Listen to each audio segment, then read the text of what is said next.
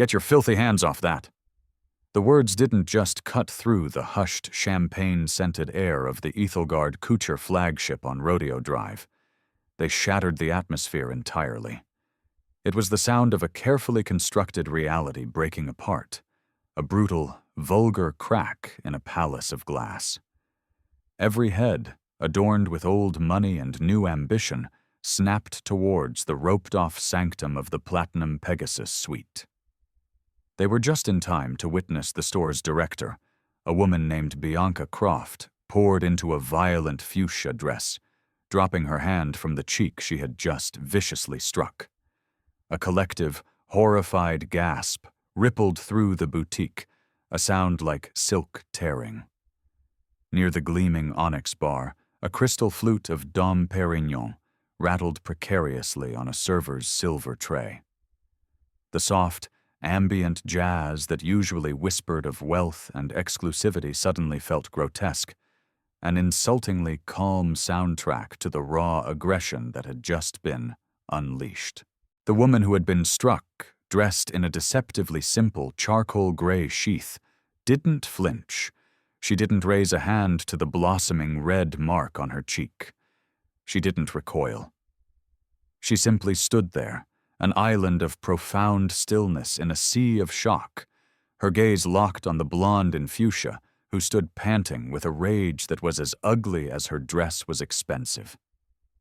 Bianca looked like a predator who had just tasted blood and found it exhilarating. Her platinum hair was a halo of loose, expertly crafted curls. Her stiletto heels were daggers against the Italian marble, and her lips were painted a shade of red that screamed of carnage. Her beauty was a weapon, and she had just used it. She leaned in, her voice a low, venomous hiss, meant only for her victim. But in the ringing silence, everyone heard it. This section is for our most valued clients, people of substance. You do not and will never belong here. The Ethelgard Couture flagship gleamed around them, a monument to obscene wealth. Marble floors were polished to a mirror-like sheen, reflecting the constellations of crystal chandeliers above. Glass cases, lit like holy altars, displayed handbags that cost more than a family car. Mannequins, impossibly thin and aloof, were draped in gowns that would swallow a year's salary for the average person. The air itself was a curated blend of Tuscan leather, rare oud, and the subtle, intoxicating perfume of money. And in the very heart of this temple of excess, the woman in charcoal gray, with no visible designer logos, no fawning entourage, stood as motionless as the mannequins, but with eyes that could melt steel. Before we witness the fallout from this shocking act, I have to ask, where are you watching this from right now? Drop your city, your state, your country in the comments below. Let's see how far this story reaches. And if you believe that dignity is not for sale and that justice should be blind to price tags, do me a favor and smash that like button and subscribe to the channel. We believe these stories aren't just entertainment, they're catalysts for change. And we're damn glad you're here to be a part of it. Now, let's get back to the woman who was about to bring an empire to its knees. From behind a rack of cashmere coats, a young woman in ripped jeans and a band t-shirt froze, her phone already in her hand. "Oh my God, did you see that? She actually slapped her," she whispered frantically to her friend, her thumb already hitting the record button.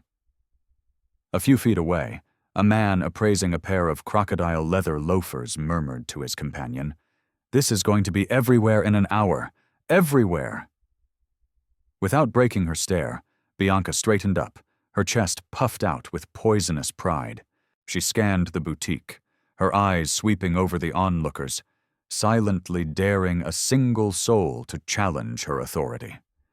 She was the queen of this castle, and she had just publicly executed a peasant. "Security!" she barked, her voice unnaturally loud, echoing off the cold marble and glass. "Remove this person from the premises, now!" Still, the woman in charcoal gray did not move. A ghost of a memory flickered behind her eyes. She'd been here before, not in this exact store, but in this exact moment. At 22, a fresh-faced entrepreneur with a dream bigger than her bank account, being told by a sneering sales clerk to stick to the sales rack in the back. At 28, the CEO of her first tech startup, being followed through a jewelry store like a common thief, her success invisible to eyes that only saw the color of her skin. Different stores, different faces, same venomous tone. The world kept testing her, again and again, refusing to believe she belonged. It had never learned. When she finally spoke, her voice was a low, resonant hum, utterly devoid of fear or anger. It was the sound of absolute control, and it was impossible to ignore. "I believe I'm not quite finished here." Bianca let out a laugh, a short, brittle thing that sounded like breaking glass. "Oh, you're finished, believe me." The woman's hand, steady and deliberate, slid into the pocket of her simple dress. A sleek, obsidian black smartphone appeared, a custom piece of technology with no visible branding. She pressed it to her ear. Her voice was soft, almost a whisper, yet it carried the weight of an earthquake. "Activate winter contingency." A subtle, collective shiver moved through the watching crowd. Winter contingency? It sounded like something out of a spy thriller. What did it mean? Bianca's cruel smirk didn't waver, but a flicker of confusion entered her eyes. She had no way of knowing she had just become the trigger for a financial avalanche, a carefully pre-planned sequence of events that would systematically pull $5 billion of liquid capital out from under Ethelgard Couture, an act designed to paralyze the company and force its corrupt board into submission. And it was all starting right here, in this store, with this single quiet command. Bianca's smirk widened into a condescending sneer. "Winter contingency? What is that? Some kind of code for your imaginary friend to come pick you up? This isn't a movie, sweetheart. This is real life, and you're about to be thrown out of it." But in a far corner, near the employee entrance, a young sales associate in a standard black blazer froze solid. Her name tag read Maya Singh, Trainee, and she had been on the job for less than 2 months. The blood drained from her face. She had been the one to check the woman in charcoal gray into the system when she'd arrived an hour earlier. She had seen the account status herself, a designation she had never encountered before. Something beyond platinum, beyond centurion. It was a single, cryptic word. Apex. She knew the account was real. She knew the power it signified was real. And she knew her director was about to make a mistake that would incinerate her own career and possibly the entire company. Fear was a cold knot in her stomach, but something else rose to meet it. A sense of profound injustice. She took a hesitant step forward, her heart hammering against her ribs. "Ma'am," she said, her voice barely a squeak, directed at Bianca. "Stay out of this, Maya," Bianca snapped, not even bothering to look at her. "Your job is to be invisible and silent. You are a shadow. You do not speak." Maya's lips pressed into a thin, determined line. The fear was still there, a wild animal clawing at her insides. But she held her ground. Her eyes, wide and dark, remained fixed on the woman in charcoal gray, an unspoken apology and a promise of support passing between them. A few shoppers, their morbid curiosity overriding their decorum, began to inch closer, their phones held low but all actively recording. In the back, near the private fitting rooms, a man in a navy Brioni suit whispered urgently to the woman beside him, his voice tight with dawning realization. "That's not just some random customer. I think that's Aveline Sterling." Aveline Sterling. The name hung in the air for a moment, unheard by most but a thunderclap to the few who knew it. The reclusive titan of industry who had bought a controlling interest in Ethelgard's parent conglomerate 6 months ago. The genius investor known as the Ghost of Wall Street for her silent, devastatingly effective market maneuvers.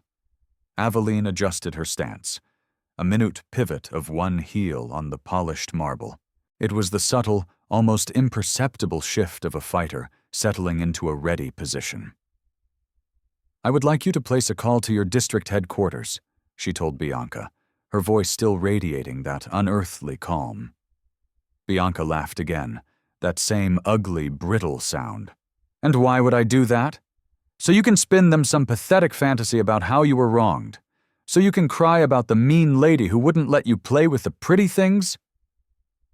She gestured dramatically at the gown Aveline had been examining when the confrontation began, a column of midnight blue silk embroidered with real diamond dust, with a price tag of $28,000. It was Exhibit A in Bianca's case against her. "Security is on their way," she added with a smug finality. "And when they get here, you'll be—" A voice cut her off, sharp and clear. It was Maya's. It was louder now, steadier, fueled by a surge of righteous adrenaline. "Her account is valid. I saw it myself. It's an Apex tier account." The entire dynamic of the room shifted on that one word. Apex. It sounded final, absolute. Several heads, including Bianca's, swiveled to stare at the young trainee. Maya's hands were trembling slightly, but her gaze was locked on her director, unflinching. "You don't get to erase her just because you don't approve of her," Maya said, her voice ringing with conviction. Bianca turned her full, venomous attention on the young woman. Her eyes blazed with fury. "One more word out of you, Maya, and you are finished here. You will be blacklisted from every luxury retailer in this state. You will be unemployable. Do you understand me?" "That's fine," Maya replied, her voice breaking for a second, but immediately firming up, unyielding. "I would rather lose this job than stay quiet while you humiliate someone like this. I'd rather be unemployed than be a coward." A ripple of murmurs spread through the boutique, a sound of dawning respect.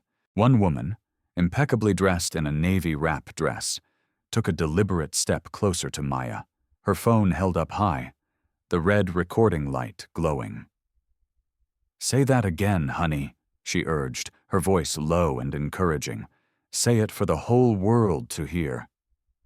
"I said she belongs here," Maya repeated, her voice gaining strength, resonating through the now silent store.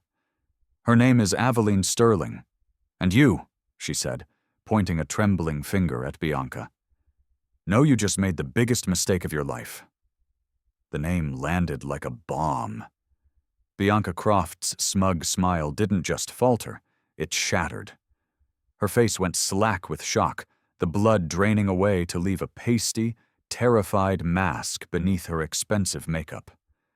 Her eyes darted wildly from the unmoving figure of Aveline Sterling to the sea of raised phones in the crowd, to the whispering customers, and back to the woman who she now realized was not just a customer, but her ultimate boss. Aveline's phone was still pressed to her ear. "Yes," she said into it, her voice as smooth as silk. "Escalate to corporate legal, and put Maya Singh's name on the protected asset list. Full scholarship for her master's degree and a promotion to my personal executive team, effective immediately." "Yes, Ms. Sterling," came the crisp, professional reply from the other end of the line, audible to those standing nearby. Bianca stiffened, her mind reeling, trying to process the cataclysm that had just befallen her.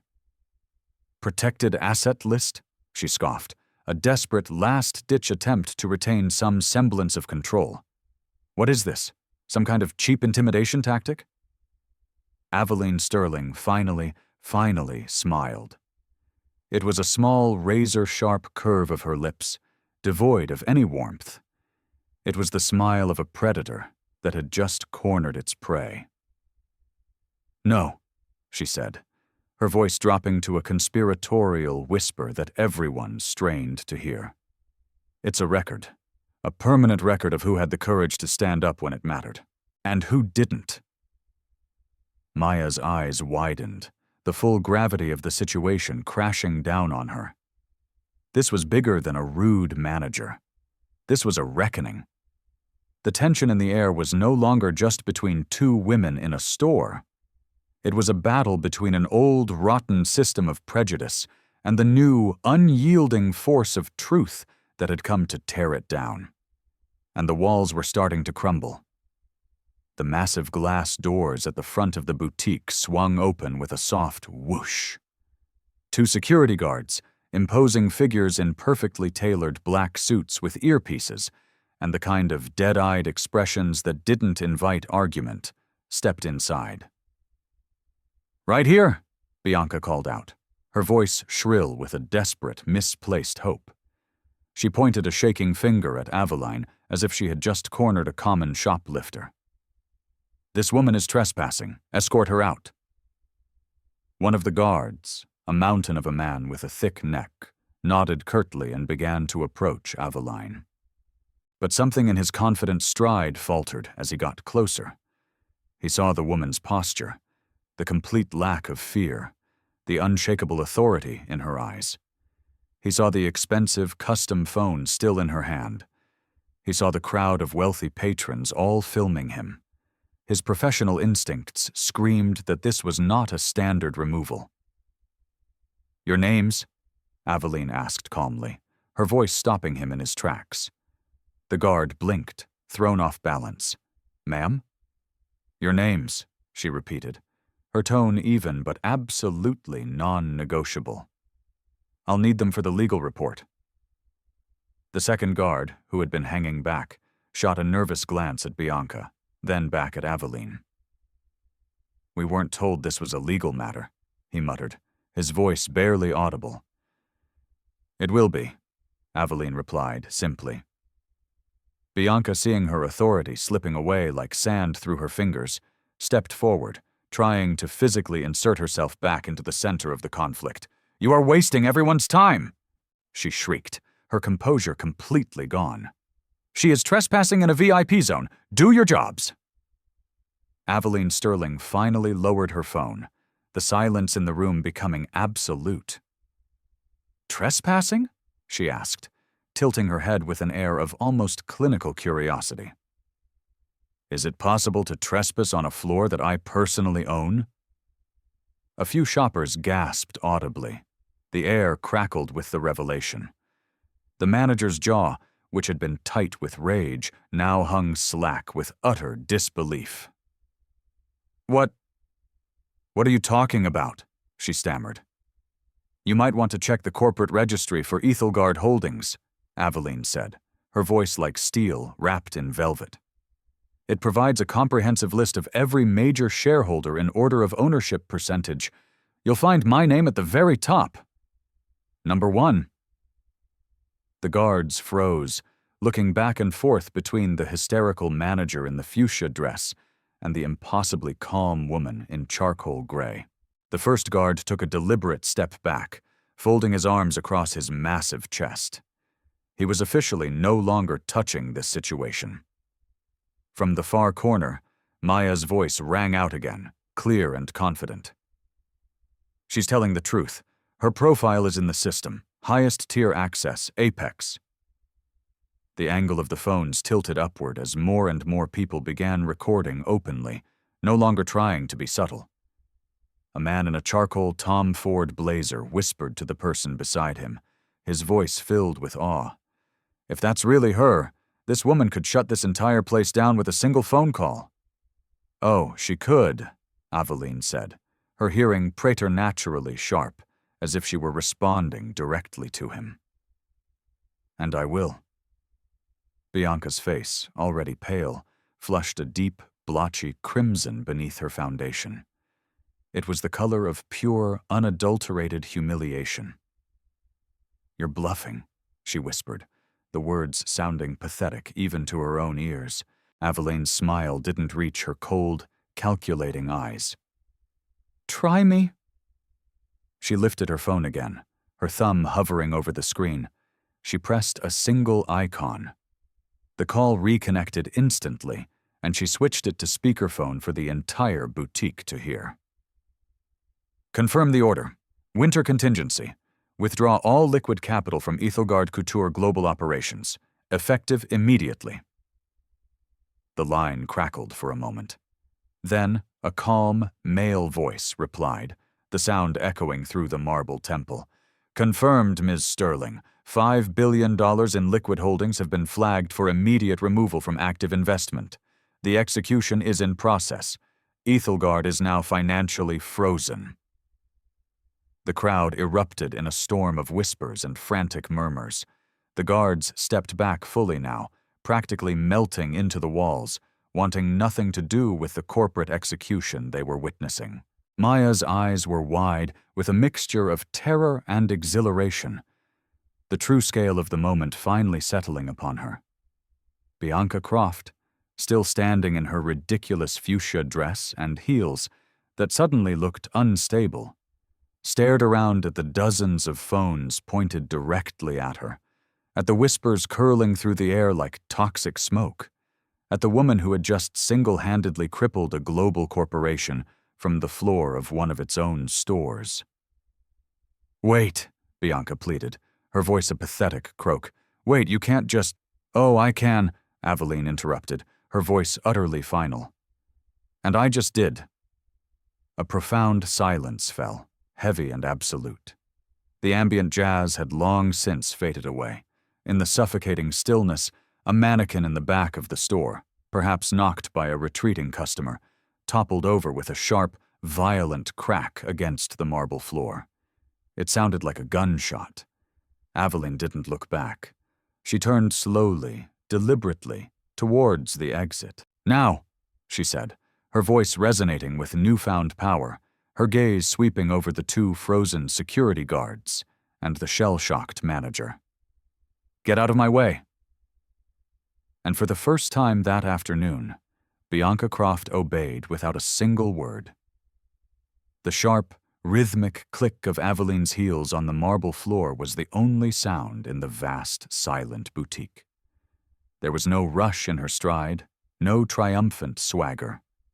It was the deliberate, measured pace of a person who knew, with absolute certainty, that every single eye in the room was on her, and that every single camera was capturing this moment for posterity.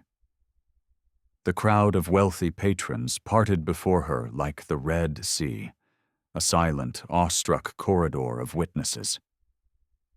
Phones were lifted higher now, tracking her every movement as if she were a celestial event, the only thing in the universe worth watching. Behind her, Bianca remained frozen in place, her hands clasped together so tightly her knuckles were white. The searing heat of public humiliation was a physical force, blotching her perfect foundation and making her feel nauseous. Near the sales counter, Maya Singh stood straighter than she ever had in her life, a feeling of fierce, vicarious pride swelling in her chest. Just before she reached the glass doors, Aveline glanced over her shoulder one last time. Her eyes found Maya's across the cavernous room, and she offered a small, almost imperceptible nod of acknowledgement. "Your courage has been noted," she said, her voice carrying just enough for the surrounding crowd and their recording devices to capture it. It was a benediction and a promise. Outside the boutique, the afternoon sun of Beverly Hills felt unnaturally sharp. The low hum of the exclusive shopping district seemed to amplify as people on the sidewalk slowed, their attention drawn to the drama spilling out from the Ethelgard storefront. A man with a press badge dangling from his neck, who had likely been covering some celebrity event nearby, jogged forward, his eyes wide with the scent of a major story. Ma'am, can we get a statement? What just happened in there?" Aveline didn't break her stride. She moved with the fluid grace of a shark, unstoppable and serene. "You'll see it on the news in an hour," she said, her voice calm and even. The heavy glass doors of the boutique swung shut behind her, but the shockwaves inside were still expanding. Customers immediately broke into excited, frantic bursts of conversation. "Did you hear that? She said $5 billion. She's shutting the whole chain down." Oh my God, the look on that manager's face when she realized who she'd just slapped. On the sidewalk, more cameras seemed to materialize out of thin air. A teenage girl in a denim jacket, emboldened by the chaos, lightly touched Aveline's arm. "Ma'am, was that for real? Are you really the owner?" Aveline paused for a fraction of a second, just long enough to turn and look the girl in the eye. "Real enough to make it hurt," she said, her words laced with an icy precision. Then she stepped away, leaving the girl with her mouth hanging open as she turned to her stunned friends. The air outside was cooler than in the stuffy, tension-filled boutique, but the scene was rapidly getting hotter. Hashtags were already being born on 100 phone screens. Ethelgard meltdown. CEO in gray. The 5 billion slap. A gleaming black armored SUV, the kind favored by heads of state, eased up to the curb with a silent purr. The driver, a man with the build of a professional bodyguard, jumped out to open the rear door. But Aveline lingered for one final moment, her gaze fixed on the glass storefront. Through the tinted panes, she could see the silhouette of Bianca Croft, still standing motionless, a fuchsia-clad statue trying to hold herself together under the crushing weight of 100 judgmental eyes. Aveline Sterling lifted her chin just slightly, a gesture of regal finality. Then, loud enough for every nearby camera and microphone to capture with perfect clarity, she delivered the killing blow. "Luxury isn't about the price of the goods you sell," she declared, her voice ringing out across the sidewalk. "It's about how you treat people when you think no one of consequence is watching." The line cut through the ambient noise like a surgeon's scalpel. It was a manifesto, a closing argument, and a death sentence all in one. The small cluster of press surged forward, microphones and phones stretching toward her like desperate hands, but she was already sliding into the cool, dark leather of the SUV's back seat. The door shut with a muted, vault-like thud. The engine hummed with latent power. As the vehicle pulled smoothly away from the curb, the boutique, that gleaming, opulent temple of exclusivity, shrank in the rear-view window, looking less like an impregnable fortress and more like a fragile, glittering relic on the verge of crumbling into dust. Inside, Bianca's phone began to buzz incessantly with a call from the corporate headquarters. She stared at the caller ID, her hand trembling too much to answer. She didn't have to. She already knew what it meant. And somewhere in the digital ether, on a dozen news sites and 1,000 social media feeds, the headline was already writing itself. The slap heard round the world had just become the beginning of a war. By the next morning, the clip was more than just viral. It was a cultural phenomenon. It had amassed more views in 12 hours than the Super Bowl halftime show. 15 seconds of a fuchsia-clad arm swinging through the air. 20 seconds of a calm, collected woman in a charcoal gray dress making a phone call that vaporized $5 billion from a corporate balance sheet. The video played on a continuous loop on every major news network. Morning show anchors replayed the moment in forensic slow motion, zooming in on the precise instant Bianca's sneering confidence dissolved into sheer, abject terror as the words, "I own this floor," landed on her like a physical blow. CEO in gray was trending in 22 countries. The 5 billion slap climbed past celebrity gossip, political scandals, and election coverage to become the #1 topic of conversation on the planet. Memes flooded every social media platform. Split-screen images showed the slap on one side and the closing door of the armored SUV on the other, with captions that read, "How it started, how it's going." Digital artists created stunning illustrations of Aveline as a modern-day warrior queen, clad in gray armor, her phone her sword. And then came the inevitable, coveted invitation. A prime-time, live interview request from Global News Prime with their star anchor, James O'Connell. She accepted. The studio lights were warm, but Aveline's demeanor was cool and controlled. The backdrop was a sweeping, hyper-realistic digital skyline at dusk. O'Connell, a man whose polished professionalism was legendary, leaned forward in his chair, a look of sincere admiration on his face. "First of all, Ms. Sterling, thank you for joining us," he began. "You've been called the calmest CEO in a crisis the Internet has ever seen. Your actions at the Ethelgard boutique were unprecedented. Tell us, and the millions watching, why? Why pull $5 billion in funding over one incident?"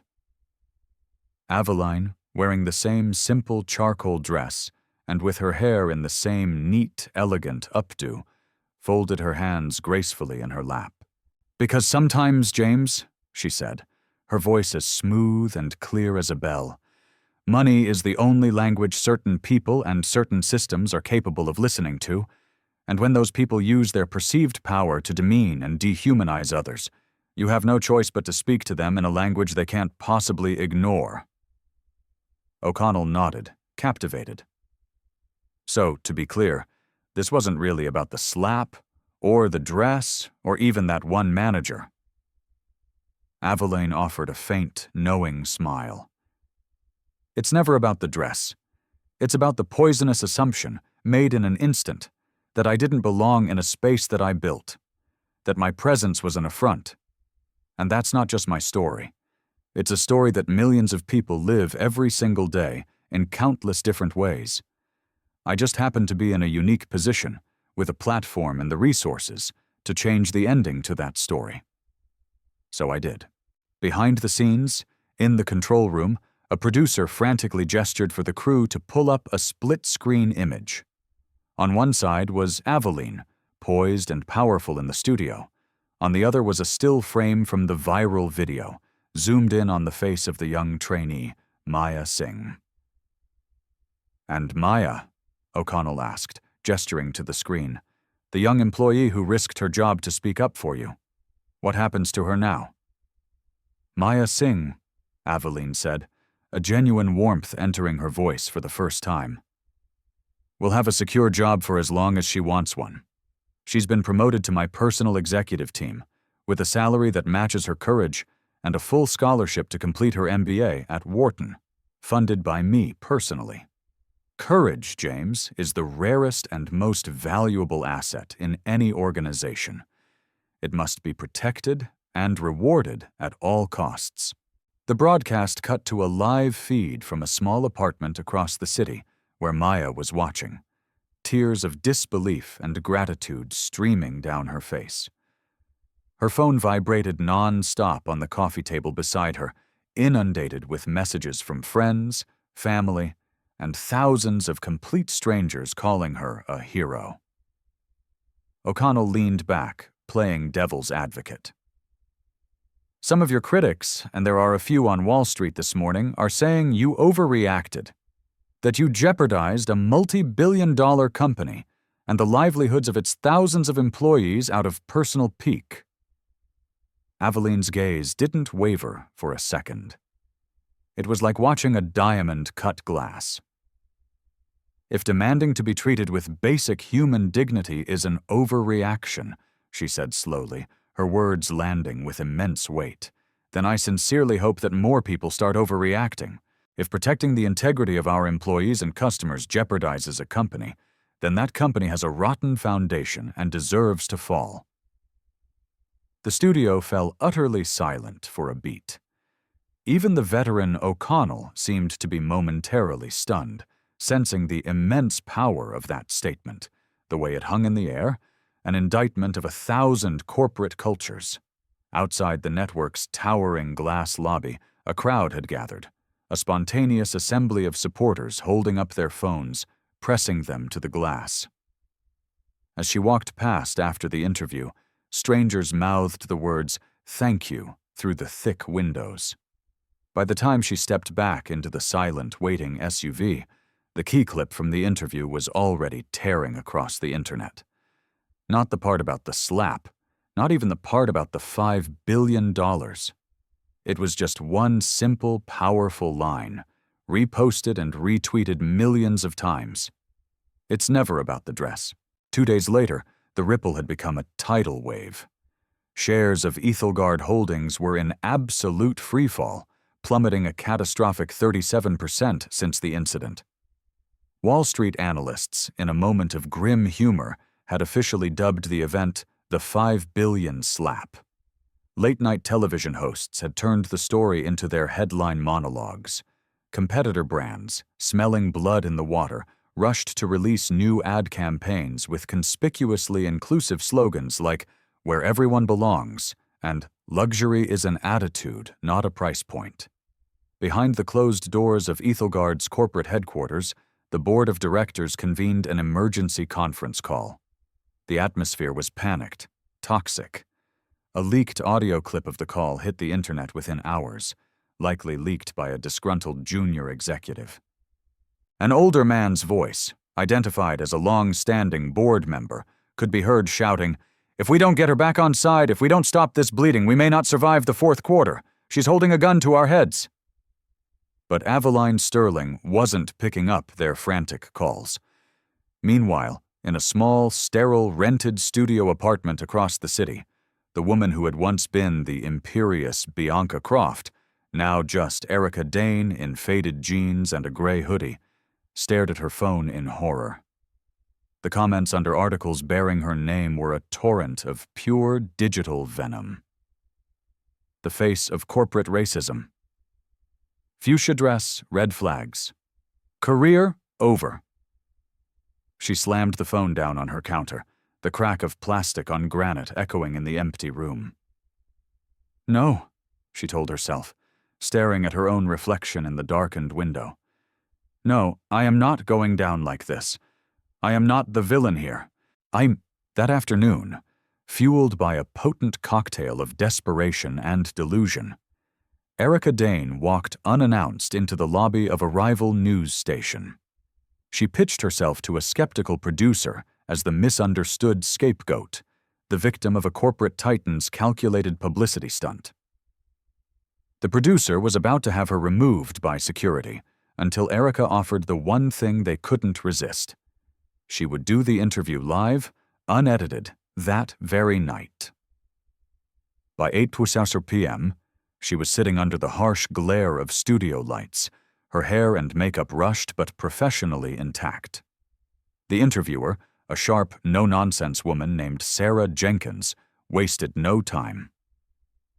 "You're the store director seen in the viral video slapping Aveline Sterling, the CEO of your parent company. Let's start with the most obvious question. Why did you do it?" Erica's hands, hidden from the camera's view, tightened into fists in her lap. I didn't know who she was," she began, her voice practiced and pitiable. "I honestly thought she was mishandling very expensive merchandise.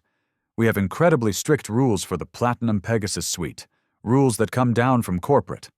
I made a terrible mistake, a lapse in judgment, but it was never, ever about race or her appearance." The interviewer tilted her head, her expression one of polite skepticism. "Then why did the world hear you say, 'You can't afford it'?" A flicker of pure panic flashed across Erica's face before she could mask it. That was taken completely out of context. The video doesn't show the full interaction. It doesn't show her behavior leading up to that moment. It was a highly edited, misleading clip designed to make her look like a hero and me like a monster. Clips of her desperate, self-serving exchange hit Twitter within minutes. The public response was instantaneous and deeply divided.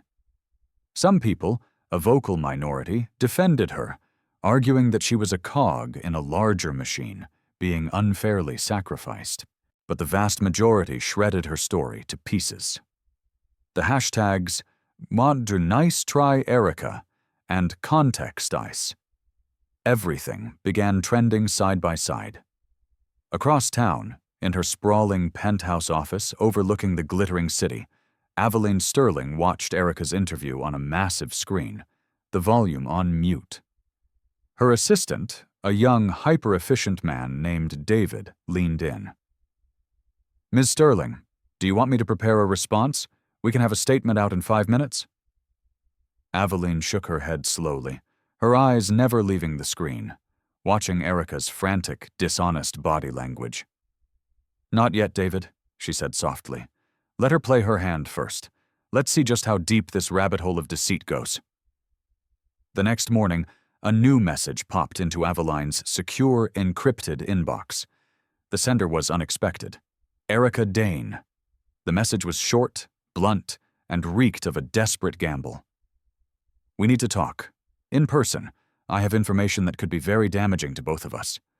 Aveline read the message twice, her expression utterly unreadable. A threat. How predictable. She closed her laptop, stood, and walked to the floor-to-ceiling windows, looking out over the sprawling city skyline. The game wasn't over. It had just entered a far more dangerous and far more interesting phase. The cafe was the epitome of discreet elegance. Dark wood booths providing maximum privacy, frosted glass panels diffusing the light, and a hushed atmosphere that spoke of quiet, powerful conversations. It was the kind of place where corporate takeovers were planned and political careers were made or broken over cups of expensive, single-origin coffee. Erica arrived first, having traded her desperate hoodie and jeans uniform for a severe navy sheath dress and sensible low heels. It was armor, an attempt to project a competence and control she no longer felt. She chose a booth with its back to the wall, a strategic position allowing her to scan every face that entered. Her phone buzzed relentlessly on the table, a constant, nagging reminder of her public immolation.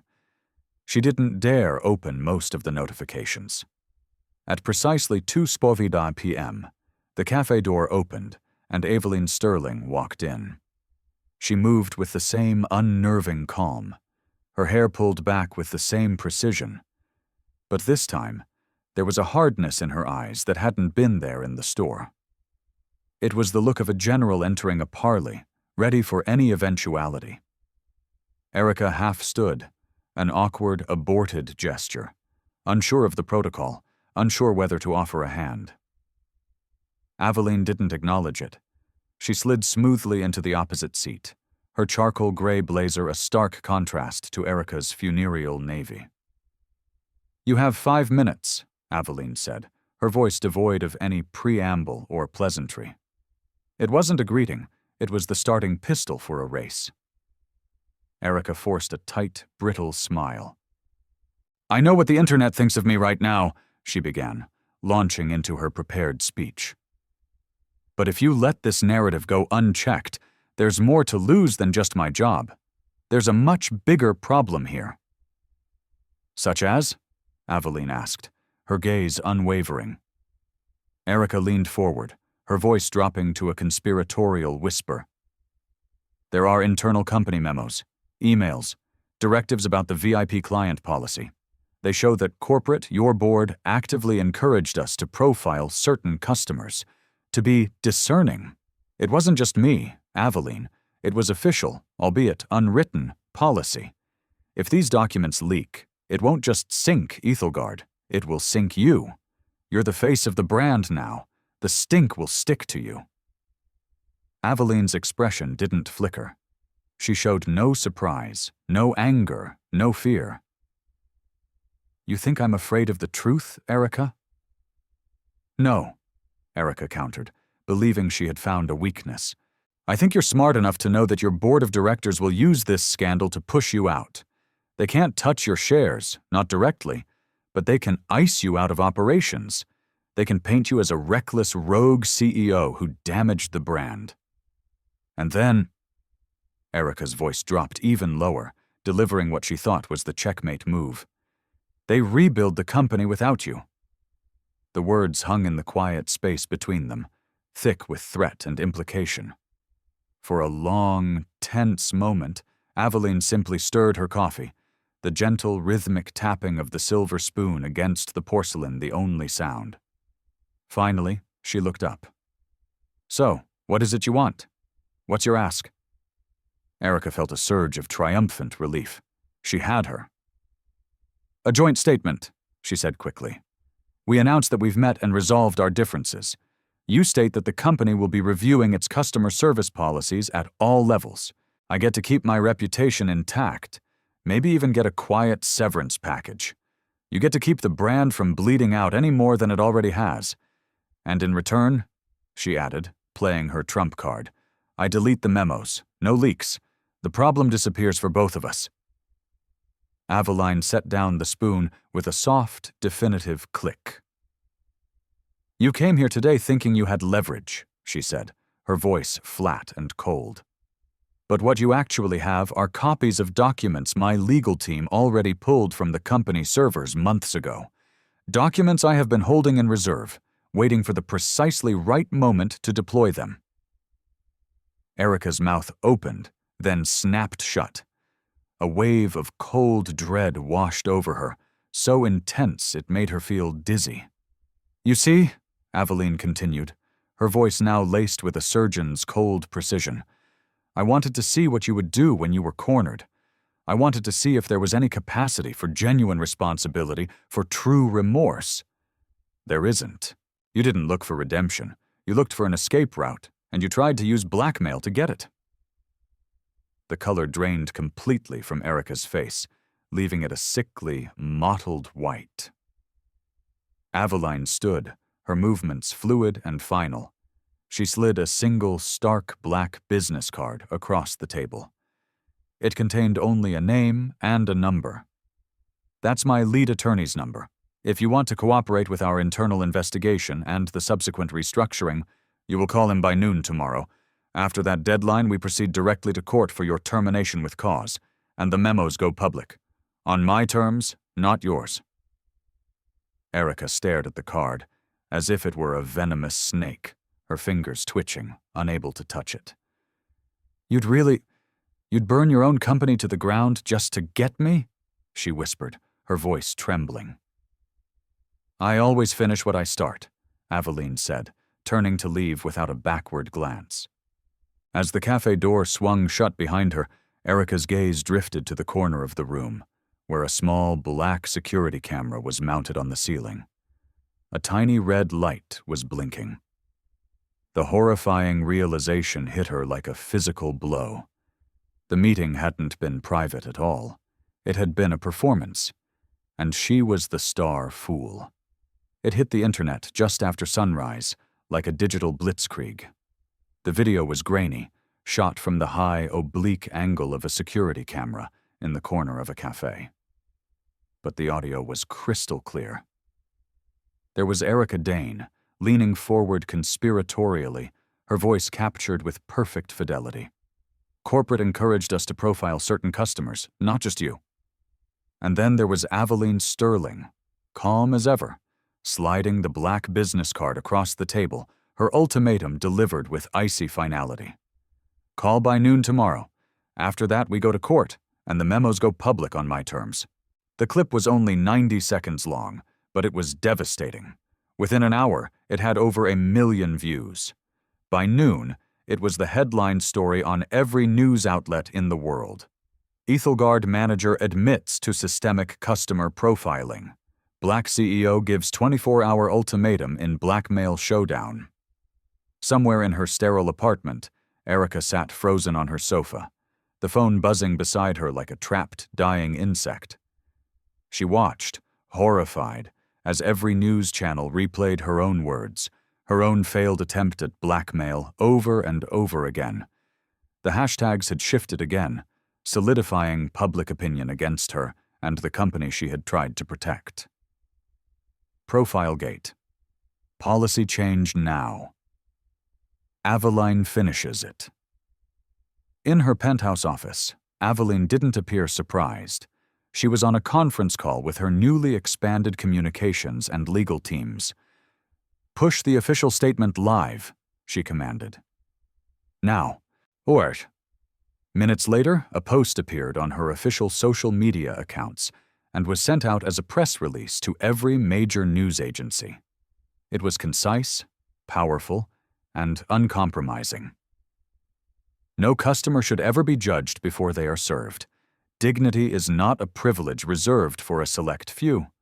We will be implementing a zero-tolerance policy on all forms of profiling across all our brands. This is not a suggestion. It is a mandate. A new era for Ethelgard begins today. Details to follow at a press conference, 5 p.m. Eastern Standard Time. The post detonated online. It was shared by activists, celebrities, politicians, and even rival CEOs who added their own captions of support. Finally. This is what real leadership looks like. The industry needs this. By early afternoon, news vans were parked 3 deep outside Ethelgard's gleaming corporate headquarters on Park Avenue. Inside, the atmosphere was one of pure chaos. Employees whispered in hallways and break rooms that the board of directors was in a state of civil war, some of them furious at Aveline for leaking the cafe video and exposing the company's dirty laundry, others scrambling frantically to align themselves with her new, publicly popular stance. On the 30th floor, in the company's state-of-the-art auditorium, Aveline held her press conference. The room was packed, the air thick with the heat of television lights and the electric tension of a major news event. She never once mentioned Erica Dane by name. She didn't need to. "This is bigger than one employee in one store," she told the room of reporters, her voice resonating with authority. "This is about dismantling a toxic corporate culture that for too long has made decisions about who belongs and who doesn't before a single word is ever spoken. We are done with that. That chapter is over." Flashbulbs popped like fireworks. Reporters shouted questions over one another. One managed to yell loud enough to be heard. "Ms. Sterling? Do you think Erica Dane will call before your noon deadline tomorrow?" Aveline's lips curved into that same faint, razor-sharp smile. "She already did," she said simply, and a wave of murmurs rippled through the room. "And we are discussing the terms of her departure." What she didn't say, what no one in that room yet knew, was that the conversation was not about if Erica would leave, but how. There would be no golden parachute, no quiet exit. Her departure would be as public and as instructive as her transgression. Outside on the street, the first protest signs had started to appear, held by a small but growing crowd of activists and supportive citizens. Some read "policy change now." Others carried a simpler, more powerful message: "Orange wins." A small journalistic error had misreported the color of her dress, but the sentiment was the same. By sunset, the leaked cafe video had been watched over 50 million times. And for the first time, the story wasn't just about a slap, or $5 billion, or a corporate showdown. It was about a fundamental shift in power, a reckoning that had just gone global. And Aveline Sterling was holding all the cards.